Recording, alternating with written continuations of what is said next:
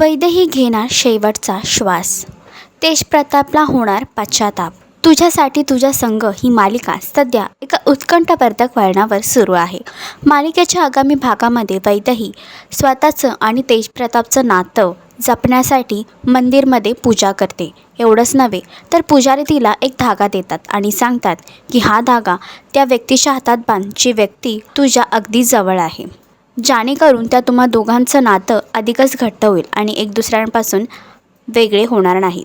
त्यामुळे वैदेही तो धागा तेजप्रतापला बांधण्यासाठी जात असतानाच मध्येच तेजप्रताप देखील मंदिरामध्ये येत असतो आणि वैदेहीला पाहून तेजप्रताप पुन्हा तिथून निघून जातो. पण वैदेही त्याच्या मागे धावते आणि एवढ्यात तिचा अपघात होतो.